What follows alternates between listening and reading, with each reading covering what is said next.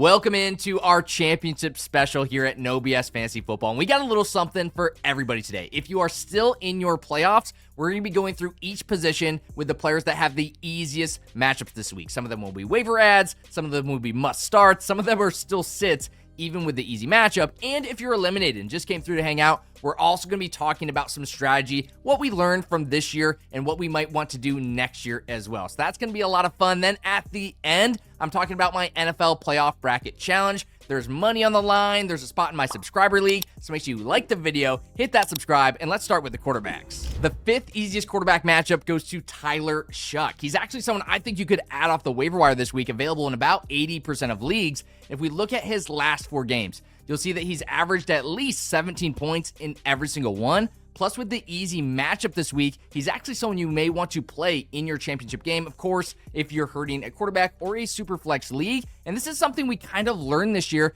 that even if you didn't get a great quarterback early on, there were a couple guys like Jacoby Brissett, like Joe Flacco at some point, that you could get off the waiver wire. So for next year, I'm definitely looking to invest early to someone like a Josh Allen, someone I know will be a great quarterback. But if I don't get one early on, I'm definitely going to be waiting to the end of my draft. And kind of proving that to be a great strategy is Drake May at number 4 playing the Jets. He was definitely a late round pick this year, absolutely dominated pretty much all season long, and has a great, pretty much really easy schedule rest of the season, but especially this week against the Jets. Definitely someone you're locking into your lineup and showing that a late QB can definitely pay off if they've got the right roster around them. And number 3 was actually one of my favorite quarterbacks in the draft season. Unfortunately, he dealt with injury, but it's Brock Purdy, and he's been absolutely incredible this playoff season. You see in the first week of playoffs, he was QB4. Last week, he was QB2. And this week, he's got a matchup with the Chicago Bears. And the thing I want to point out about this matchup is some people are like, why is the Bears such an easy matchup? They've been pretty good this year. They've played a lot of backup quarterbacks or players that have been benched at quarterback this season. So while they may not give up the most fantasy points possible, they have also been facing some weaker competition, giving Brock Purdy and his healthy team, for the most part, a great opportunity to succeed in Week 17. Unfortunately, this was supposed to be Jaden Daniels dominating in your fantasy football championship.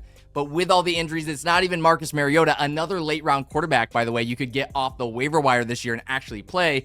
But Josh Johnson, he's probably going to be the starter. I don't know who it's going to be, but we can't trust any of these Commanders quarterbacks. The easiest possible matchup, but someone I want to watch out for a little bit is Dak Prescott. Now, I've got Dak Prescott in my league. I need a win this week, but the problem is at the end of the game, it was kind of out of hand, but he went to the bench. This week against the Commanders, it could definitely get out of hand early. The Cowboys have nothing to play for, so that is a slight concern. But if you got Dak Prescott, I doubt there's anybody better on the waiver wire that you can trust more than him. So I'm definitely putting him in my lineup, but I wish the Cowboys were actually in contention. The Commanders were in contention. This was more like a playoff game where the Cowboys could just get ahead by 24 points. Dak could go to the bench, but hopefully that's from some passing or some rushing touchdowns from Dak Prescott. Jumping to the running backs, and overall this season, drafting running backs early on generally paid off big time. Even some players that didn't do great early in the season, like Ashton Genty, was a huge player in the fantasy football playoffs last week with about 31 points. So that's something I'm looking for next year. Definitely looking to invest early in the running backs again, as long as it lines up well with your pick. The wide receivers actually turned out quite a bit worse this year.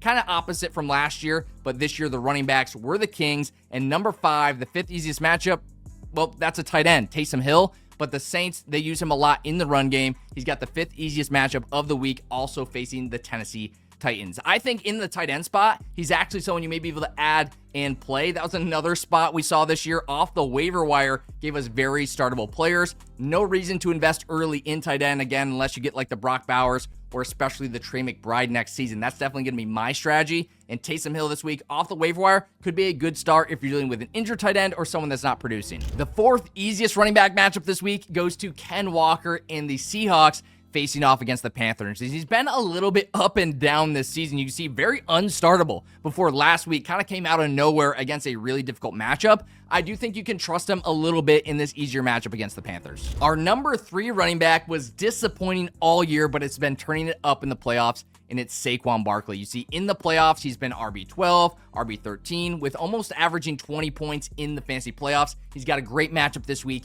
against the Bills. In terms of next year's strategy, I think he'll be a little bit cheaper. He'll probably be a second round pick, I would think, based on how he played throughout the season. We're definitely not expecting that 2024 amazing year again from Barkley. He's going to be in the playoffs again this year, probably going to carry some of that tiredness again into next year. The Eagles have dealt with a lot of O-line injuries, but that is one concern with drafting a running back early on that played so many snaps, that took so much volume, that went to the Super Bowl, is they probably will have a little bit more wear and tear, a little bit more tiredness, a little bit more team injuries heading into that next season compared to running backs like Saquon on the Giants, who ends the season at the end of the 18-game schedule. Speaking of ending your season at the end of the 18-game schedule, I'm sorry, Bengals fans, but Chase Brown, he's actually been pretty amazing this year. Rough start, especially with that Joe Burrow injury, but has been one of the best in the entire league since week 8, even against some tougher matchups like the Steelers and the Patriots. And this week, he gets the Arizona Cardinals. So definitely someone I trust this week, definitely locking him into lineups. And next season,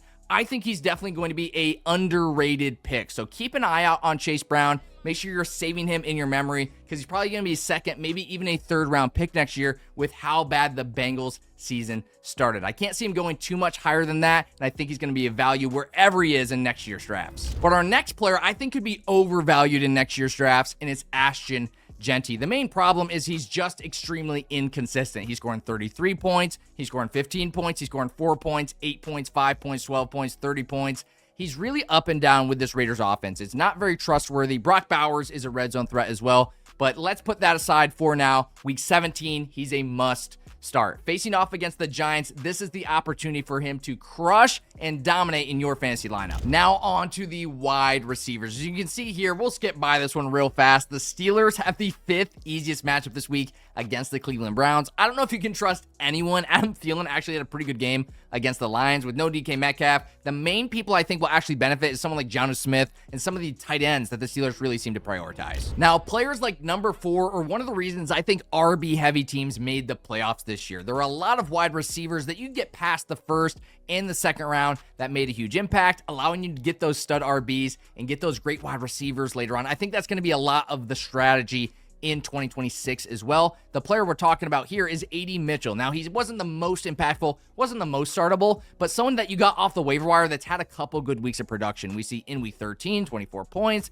in week 15, 17 points. Last week, not the easiest matchup, 7.3 points. His target share has been pretty solid, and he's got a great matchup against the Patriots. They are 15th in total points, but they're one of the easier matchups compared to the average because they do force so much passing. So I'm not saying you got to start A.D. Mitchell. My trust rating is probably a 4 out of 10. Definitely not a priority play, but if you're dealing with injured wide receivers, he may be a high upside option off the waiver wire. Now, I'm going to take big credit for this one because at the beginning of the season, I picked one ride or die, and this wide receiver was my ride or die player, George Pickens. I saw the potential joining this Dallas Cowboys team. Now, he did benefit from a CeeDee Lamb injury, but he's also been pretty amazing in almost every game this season. In the fantasy playoffs, not the best start, but last week, 26 points, and this week against the Commanders, one of the easiest possible matchups. He may be someone I avoid next season because I think he's going to be really highly priced, but he is a great player with great upside, and as long as the Cowboys are in playoff shape, he's going to be a top-tier player for a couple years to come. If you skip down in the timestamps to the wide receiver section, we're going to talk about the wide receivers for one of my favorite quarterbacks this year, Brock Purdy.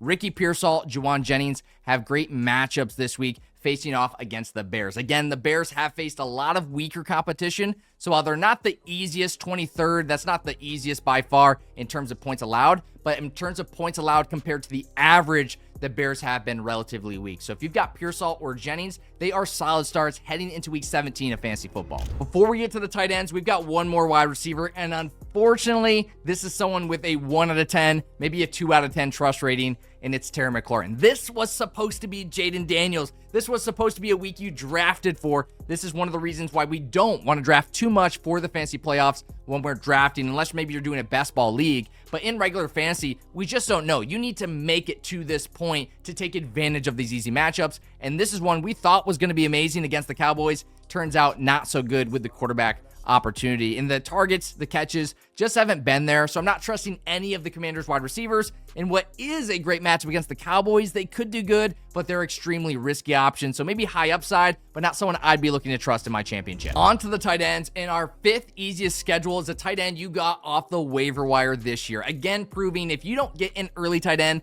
just wait to the end of the draft. Even Tyler Warren was someone we got in like the 8th or 9th round. Juwan Johnson has one of the easiest matchups this week. Someone you can get off the waiver wire maybe, probably owned in many leagues, probably managed in many leagues. But you can see he was really good in week 16. That was something we predicted with Devin Neal, Alvin Kamara, and Vele out. And with Tennessee, again, not the easiest matchup for tight ends in terms of fantasy points allowed, but compared to fantasy points, compared to a player's average, Tennessee is letting up a lot more fantasy points compared to the average. This just means they haven't played the best tight end competition this season. As long as Vele is out this week, which I think he will be, Devin Neal's on IR, this is a great opportunity to play Juwan Johnson in your fantasy football championship. Another waiver ad at number 4 is Dalton Schultz. He's really showed up. I think he broke the Texans single season record for tight end receptions.